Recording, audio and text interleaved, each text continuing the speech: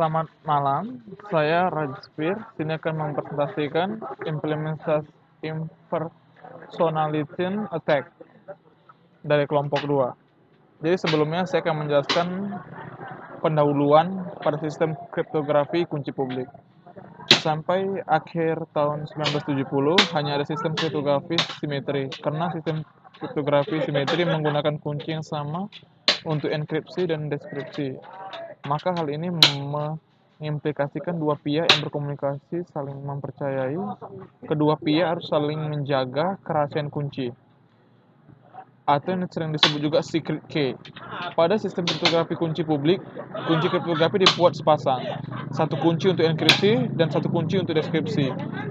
Kunci untuk enkripsi diumumkan kepada publik. Oleh karena itu, tidak ada rahasia, sehingga dinamakan kunci publik. Kunci untuk deskripsi bersifat rahasia, sehingga dinamakan kunci privat atau private key, atau disimbolkan dengan simbol D. Karena ada kunci enkripsi atau kunci deskripsi, maka sistem kriptografi kunci publik kadang-kadang disebut juga sistem kriptografi simetri. Kemudian sistem kriptografi kunci publik, IF 5054 kriptografi 2. Sistem kriptografi kunci publik didasarkan pada fakta. Yang pertama, satu, komputasi untuk enkripsi dan deskripsi pesan mudah dilakukan. Dua, secara komputasi hampir tidak mungkin menurunkan kunci privat bila diketahui kunci publiknya sepasang. Kemudian konsep kriptografi kunci publik. Konsepnya ada dua. Konsep kriptografi kunci publik sederhana dengan elegan, tetapi mempunyai konsekuensi penggunaan yang hebat. Misalnya, E adalah fungsi enkripsi dan D adalah fungsi deskripsi. Misalnya, E dan D adalah pasangan kunci untuk enkripsi dan deskripsi demikian sehingga ED sama dengan C dan DC sama dengan M untuk suatu plain text M dan ciphertext C. Sistem kriptografi kunci publik. Kedua persamaan ini menyiratkan bahwa dengan mengetahui E dan C, maka secara komputasi hampir tidak mungkin menemukan M. Asumsi lainnya, dengan mengetahui E secara komputasi hampir tidak mungkin menurunkan D. Konsep di atas menjadi paling penting bila kriptografi kunci publik digunakan untuk menggunakan pertukaran pesan dari dua entitas yang berkomunikasi. Sistem kriptografi kunci publik. Kriptografi 4. Sistem kriptografi kunci publik juga cocok untuk kelompok pengguna di lingkungan jaringan komputer, LAN atau WAN.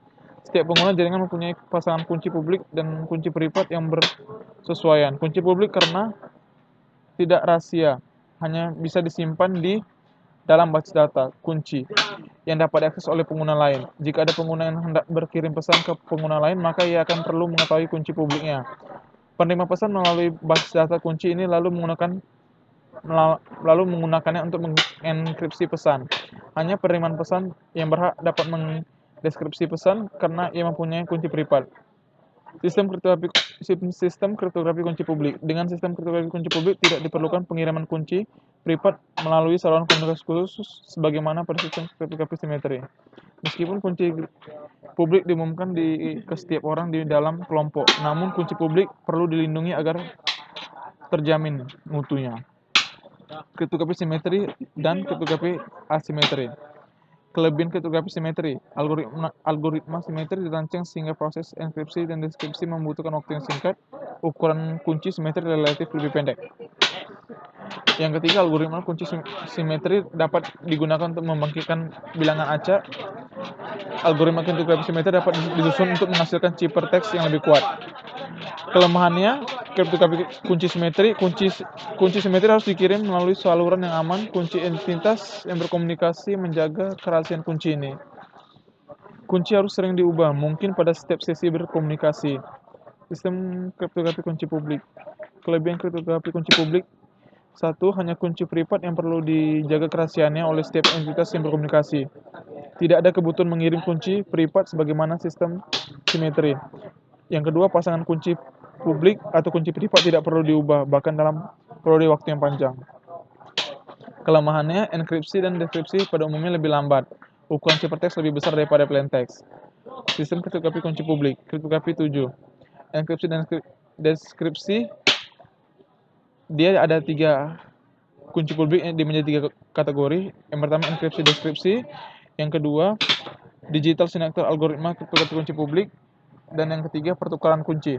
Sertifikat digital. Sertifikat digital adalah paket data yang mengidentifikasi sesuatu yang sungguh-sungguh ada secara lengkap dan dikeluarkan oleh CA. hanya karena ada orang yang berwenang telah memeriksa identitas entity. Kita mengenal konsep orang ketiga yang bisa dipercaya disebut Creation Authority atau CA. CA mengeluarkan sertifikat kunci publik. Dalam kasus tanda tangan digital, seseorang pengguna mengidentifikasi pengguna lain oleh miliknya dan kunci pribadi. Seseorang pasti memperoleh kunci publik pengguna lain dari sumber yang bisa dipercaya. Ketika bisa menjadi pengguna yang lain, pendekatan ini tidak menimbang dengan baik, karena ada interaksi yang terpisah dengan pengguna lain yang masih membutuhkan. Pada sistem perdagangan di internet, untuk menggunakan sertifikasi digital, bagian rentan adalah keabsenan sertifikat milik organisasi sertifikat utama yang didistribusikan kepada konsumen. Oleh karena itu, umumnya sertifikat digital milik OS utama. Kalau diperhatikan lebih jeli lagi, sebenarnya yang penting adalah bagaimana pihak pengembang perangkat lunak bisa menggunakan ini. Contoh lembaga yang mengeluarkan sertifikat digital, Kemenko Home, Internet and Society, VeriSign, Theater Geochart. Pengguna sertifikat digital pada SSL,